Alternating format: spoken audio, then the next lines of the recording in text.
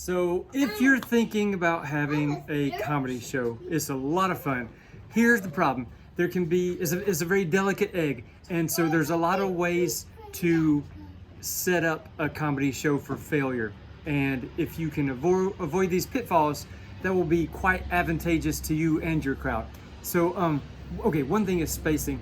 Okay, people are like hot coals. And if we stay together tight, we stay warm, just like hot coals. If we divide and are very separate, we cool off more quickly. And so, okay, just think about if you're watching a really funny movie in a very crowded room of like 200 people, and it's so funny, and the whole crowd roars. You're more likely to roar in laughter with them, right? It's funny, we have like a synergy in the room. If you're watching the same exact movie in a living room and you're on one couch and your mom is 10 feet away, your response will be a lot different than it was watching that same movie because the energy in the room is going to be a lot lower. And so as that applies to comedy shows, the more you can set up your show to be like a movie theater type setting with chairs close together and people crammed in facing forward, that's great. Sometimes that's not possible. Sometimes you have a show that maybe it's a banquet and you need entertainment and there's a lot of round tables and there's people sitting around them. That's okay, that's doable.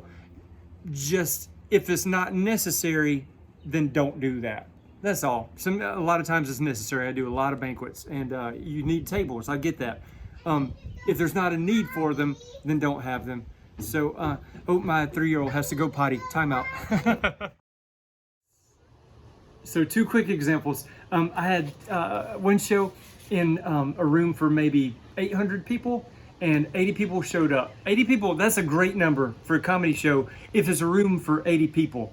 But when we had this big room of 800 seats and 80 people were there, really spread out, it was kind of an awkward show, you know. I had another one, a similar situation. It was a room for maybe 300, 400 people and maybe 50 people arrived. And that's a good number if it's a room for 50 people.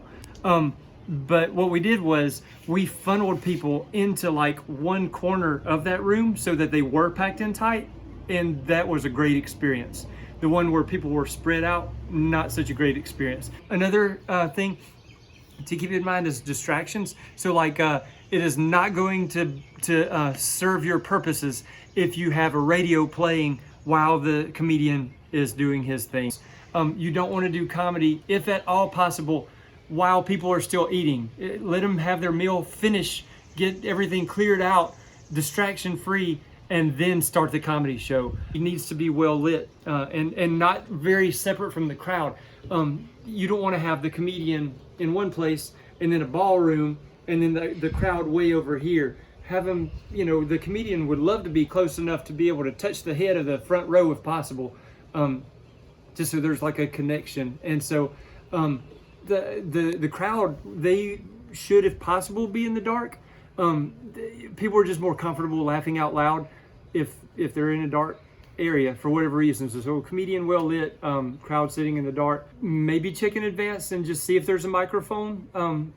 Don't assume. If you could go ahead and have fresh batteries in there so that you know it's not gonna go dead on you. Do a little homework when you hire someone. Okay, the word clean in comedy there's a lot of nuances in there. So you may want to define specifically what does clean mean to you. Some comedians will say, yes, I'm doing a television clean set, which means they may have a little bit of content that, you know, it may be PG-13. That may be what you are going for. It may not be what you're going for. And so you may want to define terms, what you mean by clean. And it's good to know in advance, you know, are you going to allow any language whatsoever? Do you want it to be pristine, crystal clean, things like that? And so watch some video before you go with someone so that you kind of have an idea. I think that's probably the bulk of things that you should remember. Thanks for watching. If you have any questions, just feel free to reach out and contact me. My daughter is going to edit this together. So let me know if you need something.